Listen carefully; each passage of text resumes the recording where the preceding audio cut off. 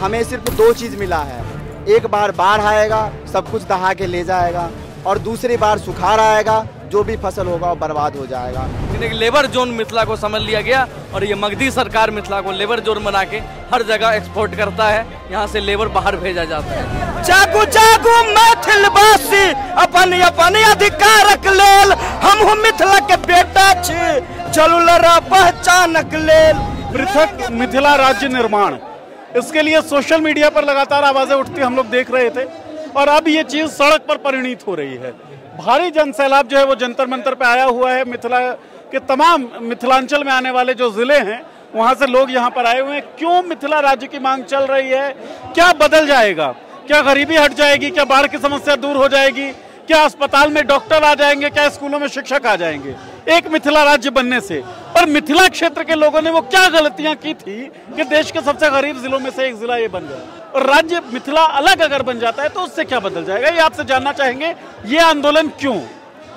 देखिए, सबसे पहले मैं आपके चैनल के माध्यम से आपके समस्त दर्शकों को ये बताना चाहता हूँ कि हमारा ये आंदोलन सदियों पुराना आंदोलन है, सैकड़ों वर्ष पुराना आंदोलन पर अब परिणित हो रहा है सर। हाँ, ये आंदोलन अब मूर्त रूप ले रही है, अब सिंहासन को डोलवाने का काम कर रही है। आपको याद होना चाहिए, देश आज़ादी का 75वां स्वतंत्रता दिवस अमृत महोत्सव मनाया, और देश का एक ऐसा बड़ा भूभाग जिसमें 8 करोड़ लोग एक छत के नीचे इलाज करवाने के लिए मजबूर है, चाहे वो अररिया के लोग हो, कटिहार के लोग हो, सुपौल के लोग हो, सहरसा के लोग हो, सीतामढ़ी, कटिहार, मधुबनी, दरभंगा, बेगूसराय के लोग हो, उसके लिए एक हॉस्पिटल है DMCH। एक छत के नीचे लाखों छात्र, दरभंगा, मधुबनी, बेगूसराय, समस्तीपुर के लाखों छात्र एक यूनिवर्सिटी में पढ़ते हैं। हमें सेंट्रल यूनिवर्सिटी कब मिलेगी? हमें एम्स कब मिलेगा?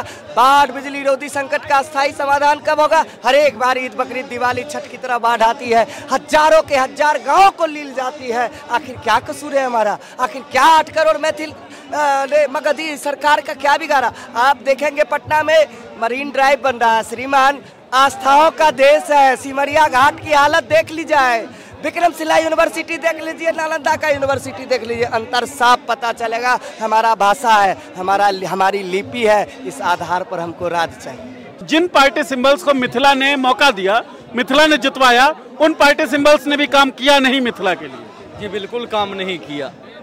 अगर आप मगध में देखिए, पटना में जाइए तो पटना के नालंदा उधर जाके आपको मतलब पुल कहीं शीशे का पुल, कहीं कुछ बन रहा है। मिथिला में आज भी हम छचरी के पुल पे चल रहे हैं। ऐसा क्यों? और मिथिला राज कोई आज का राज नहीं है। बिहार 1912 में बना था। बिहार आज कहती है कि हमसे अलग होके तुम क्या ले लोगे?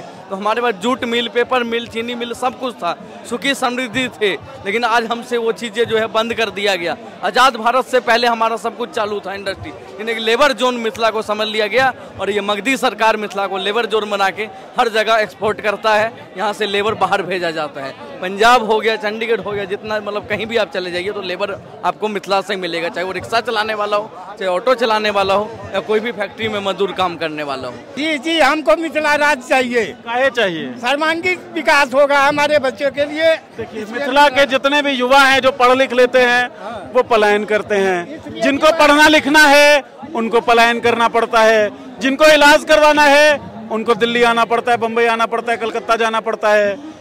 ये सब चीजें दूर हो जाएंगी मिथिला राज्य से। देखिए, वैसे जो को कुछ भी राज्य के नाम पर में मिलता है, वहाँ के जो राजा है वो हमारे मिथिलावासी के साथ सौतेले का प्रयोग करते हैं, सौतेले के रूप में देखते हैं। इसलिए मुझे अपना अधिकार चाहिए, मुझे मिथिला राज्य चाहिए।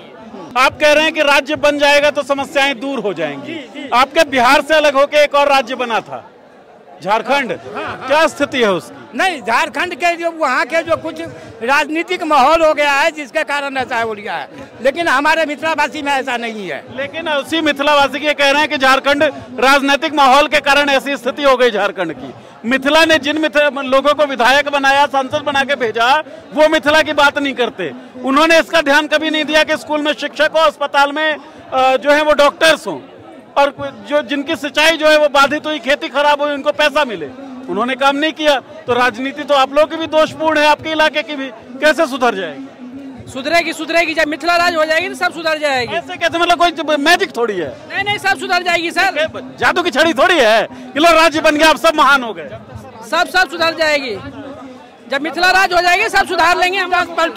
जब हमें मिथिला राज हो जाएगा तो ये अल्टू दास पलटू दास सब कहानी खत्म हो जाएगी। हमारे अपना एक आदमी होगा और जो अपना अधिकार लेके चलेगा, राजा जनक के तरह बनेगा, हमारा राजा जनक के तरह बनेगा। तो मिथिला राज्य जब अलग से राज्य बन जाएगा तो एक व्यक्ति मिथिला के लिए लड़ेगा। आप कुछ हम लोग संघर्ष करेंगे, ये नहीं कि पीछे हट जाएंगे। अभी तो दौर चालू हुआ है, अभी और चालू होगा। हम मिथिला को जगाएंगे। जागू जागू मैथिलवासी अपन अपन अधिकारक लेल, हम मिथिला के बेटा छी, चलू लड़ा पहचानक लेल, लड़ेंगे अपने मिथिला राज के लिए। हाँ, राजा जनक पहले भी राजा था, अब फिर उसके राज चलेगा।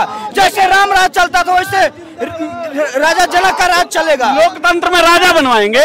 हाँ, राज चलेगा, मिथिला राज चलेगा। अलग नेता चुनेंगे। इनका कहने का मतलब ये हुआ जो सरकार बनाएंगे, राजा तो एक मतलब आपको बता रहे हैं चरित्र जनक जैसा हो। जी जी जी बिल्कुल बिल्कुल। तो राजा जनक जो मिथिला क्षेत्र से आते हैं उस चरित्र के, हाँ देखिए मिथिला राज होने के बाद मिथिलावादी पार्टी का सरकार बनेगा और मिथिला में जो मगही सरकार और मोदी सरकार भेदभाव करके जननायक एक्सप्रेस और शहीद एक्सप्रेस जैसे ट्रेन भर भर के मजदूरों को 5,000 7,000 की नौकरी के लिए चंडीगढ़, पंजाब और लुधियाना भेजने का काम करता है। वो मिथिला राज होने के बाद, मिथिलावादी पार्टी के सरकार होने के बाद सबसे पहले उस जननायक एक्सप्रेस को, उस शहीद एक्सप्रेस को मिथिला से बंद करवाने का काम। आप मिथिला राज्य अगर बन जाता है तो ये सारी समस्याएं दूर हो जाएंगी। इसका क्या ब्लूप्रिंट है? देखियो झारखंड एक राज्य बना था बिहार से अलग होके, डेवलप तो नहीं कर पाया, उसकी स्थिति भी वैसी ही है। झारखंड कर पाया। आप देख लिए, उल्टा के देख लीजिए आप, जब बिहार से अलग हुआ है तो वहाँ पे भी कुछ नहीं था, लेकिन वहाँ का सरकार बनने पे बहुत कुछ हुआ है, प्रोग्रेस ऐसा बात नहीं हुआ। लेकिन हमारे यहाँ क्या हुआ है, बिहार में जो हमारे 21-22 जिले हैं, 21-22 जिले में आप यदि जाओगे लेके तो कुछ भी आपको नजर नहीं आएगा, कुछ भी नहीं नजर आएगा। हम लोग जवान आदमी जितने भी हैं सारे, इतने आप देख लो यहाँ पे सारे का सारे मिथिलावासी यहीं पे आए हुए हैं। ये जो मिथिला राज्य का जो कॉन्सेप्ट है कि मिथिला एक पृथक राज्य बने, अलादीन का चिराग थोड़ी है कि बन जाएगा, घिस देंगे और सारी समस्याएं दूर हो जाएंगी।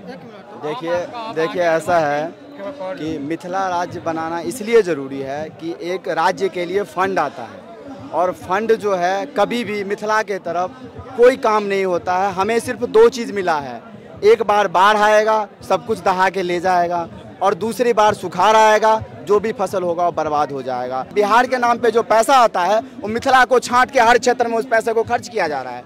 अगर हमारा राज्य होगा तो हम अपने क्षेत्र में करेंगे। हम 8 करोड़ मैथिल हैं। अगर आप जब मिथिला का नक्शा देखेंगे तो ये सबसे समृद्ध क्षेत्र है इस भारतवर्ष का, आर्यावर्त का। फिर इतना पिछड़ा हुआ क्यों है? पिछड़ा हुआ है वो राजनीति के चक्कर में, राजनीति के चक्कर में जाति की राजनीति हावी हो गई। अब एक बात हमको बताइए कि 10 लोग एक गांव में 10 लोग पढ़े लिखे हैं और वो 10 भी एक ही जाति के हैं। संजोग से अगर एक ही जाति के हैं तो वहाँ समाज में वो डोमिनेट कर। जन को होगी समस्या तो तंत्र से होंगे सवाल। आपकी आवाज़ अब सुनेगा देश, मुद्दा आपका, मंच हमारा। शेयर करें अपनी बात, हम बनेंगे आपकी आवाज़।